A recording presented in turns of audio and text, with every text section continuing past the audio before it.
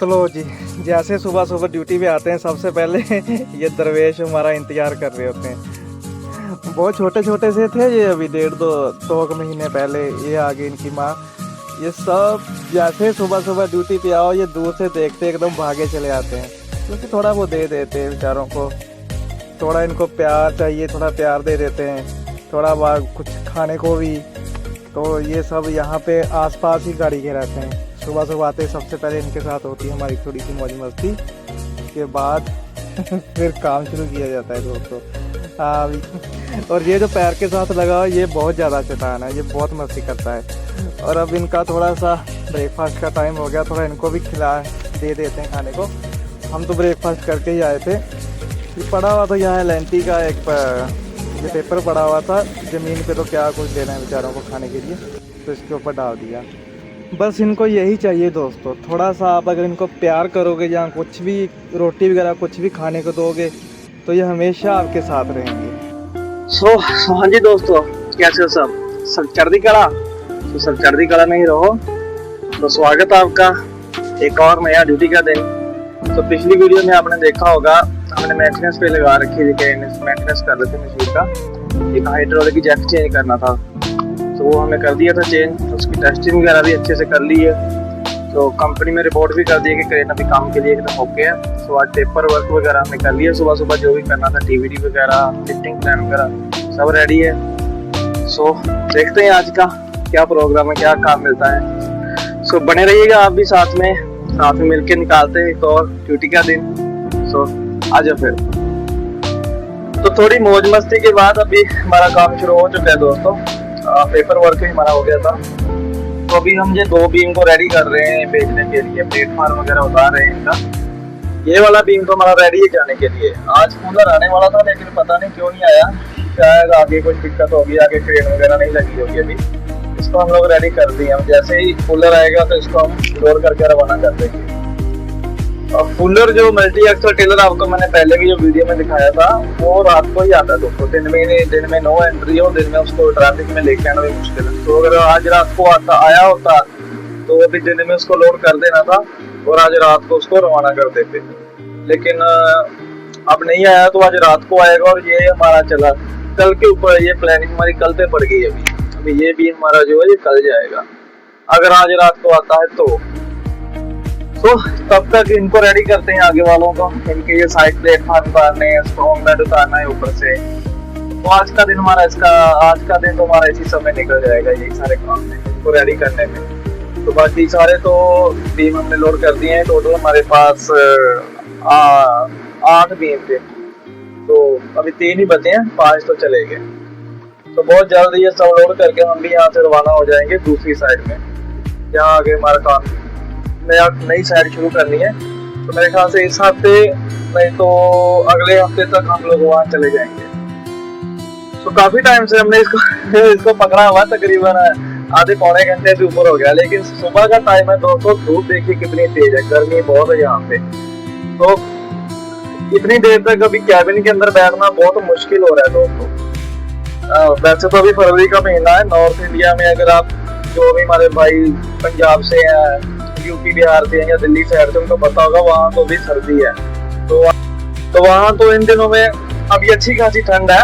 अभी तकरीबन लोग स्वेटर वगैरह पहन रहे हैं, रात को भी पंखे वगैरह पहन रहे हैं। लेकिन यहाँ अभी सुबह का टाइम है, तकरीबन 9-9:30 बजे अभी, लेकिन कैबिन के अंदर 10 मिनट बैठना मुश्किल हो रहा है बिना काम के।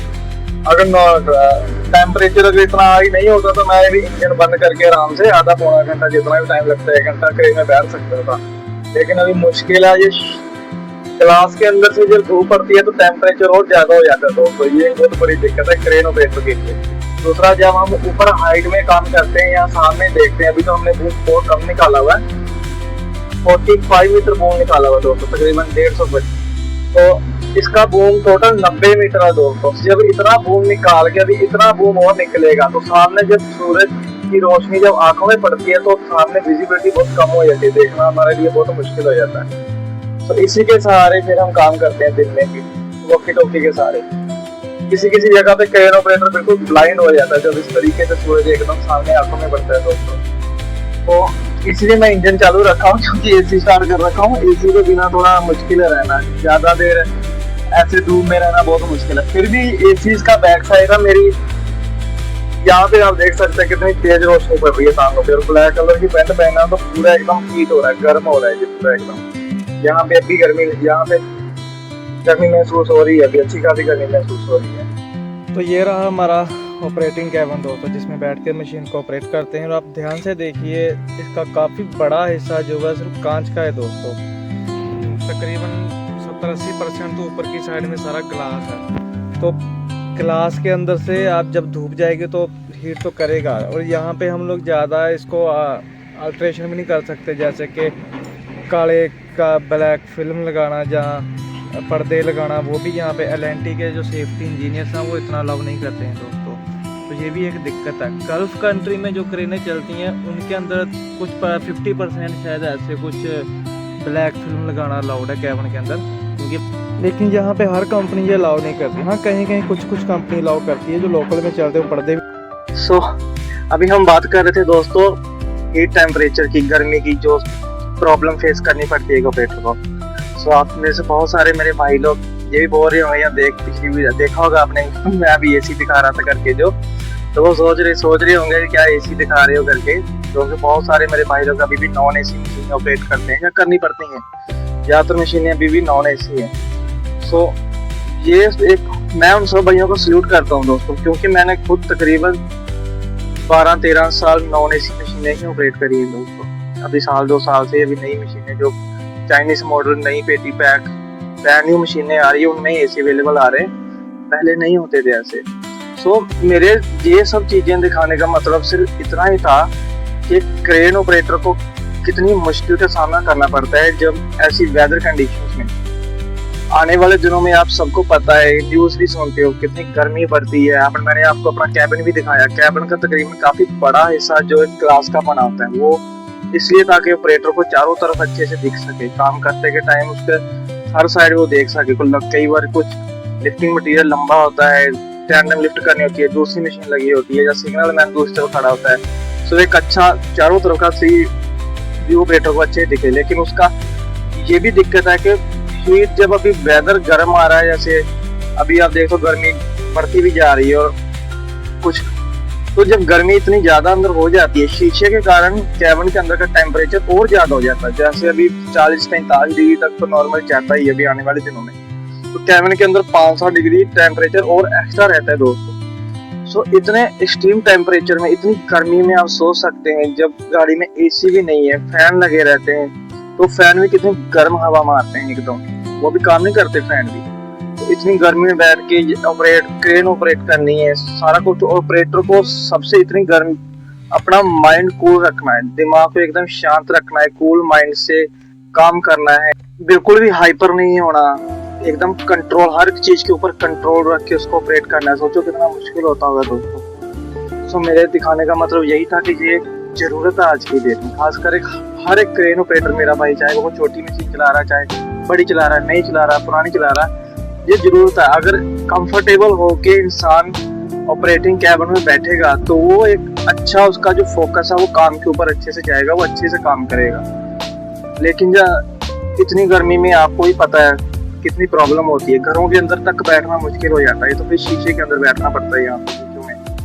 तो मेरा दिखाने का मतलब बस यही था, ये जरूरी है। हाँ, लेकिन आज थोड़ा सा बेनिफिट हुआ है क्रेन ऑपरेटर्स को, या जो पहले आज से 8-10 साल पहले जो क्रेन इंडियन मार्केट्स में आती थी, जो मेरे भाई ऑपरेट करती है, हम भी, मैं तक 2009 से इस लाइन में हूँ, तो तब जब हम जो क्रेनें ऑपरेट करते थे वो काफ़ी पुराने मॉडल की होती थी, क्योंकि इंडिया में तो ये क्रेनें बनती नहीं है। मैंने आपको पहले भी बताया, बीच में टेल कंपनी कोलकाता की आई थी, लेकिन वो फेल होगी, इतनी सक्सेस नहीं हुई।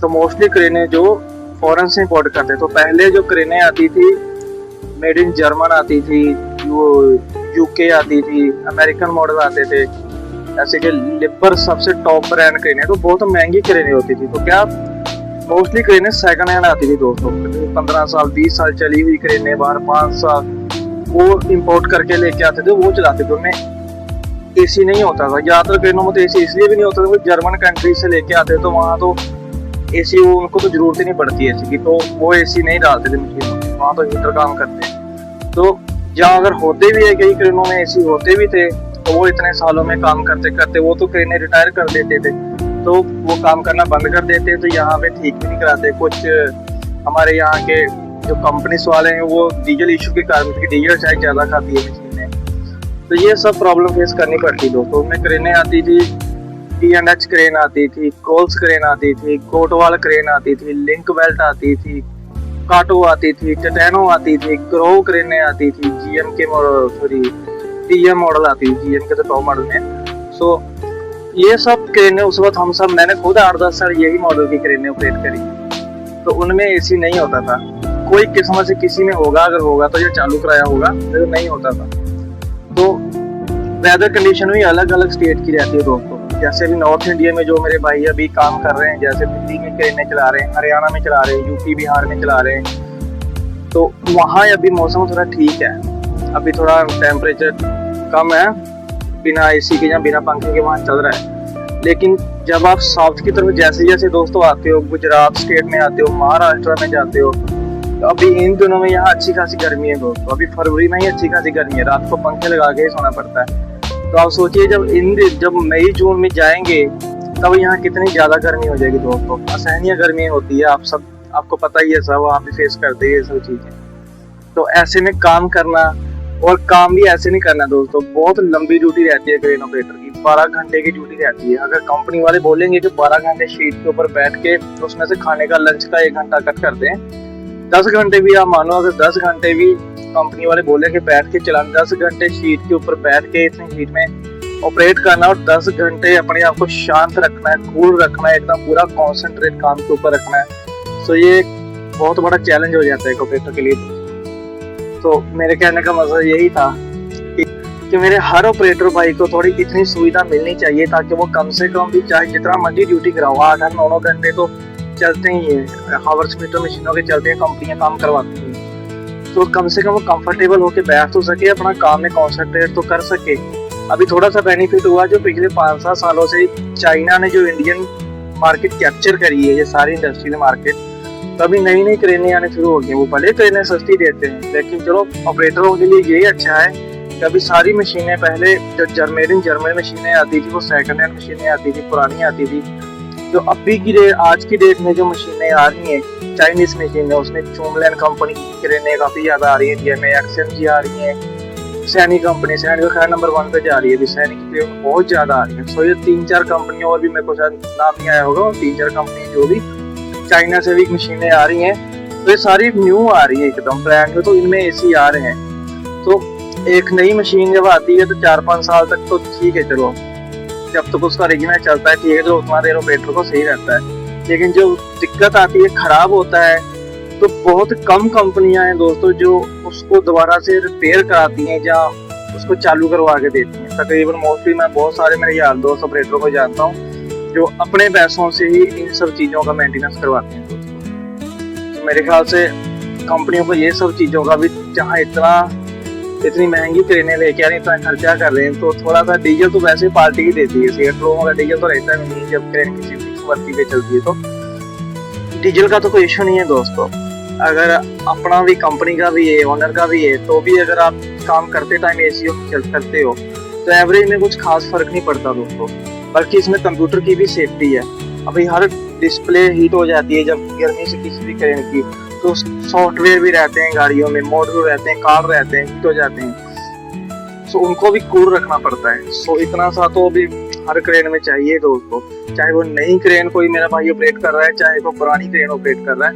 वैसे मैं जर्मन क्रेनों को ज़्यादा प्रेफर करता हूँ दोस्तों, चलाने में उनको मैं ज़्यादा बेस्ट मानता हूँ। जैसे मैंने खुद 8 साल लिबर क्रेन चलाई है, 250 टन, 300 टन, 400 टन, 800 टन तो मैंने 4 साल चलाई है लिबर। और सो ये क्रेनें काम करने बहुत बेस्ट है, दिमाग क्रेन बहुत बेस्ट है, GM के क्रेन, ग्रुप क्रेन। लेकिन आज की डेट में 90% मार्केट चाइनीज क्रेनों ने कैप्चर कर रखी है दोस्तों, क्योंकि एक तो ये सस्ती आती है, दूसरा नहीं है। तो हमारे ऑपरेटर भाइयों को भी ये मशीनें चलाना थोड़ा सही लगता है, इस तरफ ज़्यादा जा रहे हैं क्योंकि कंफर्टेबल है।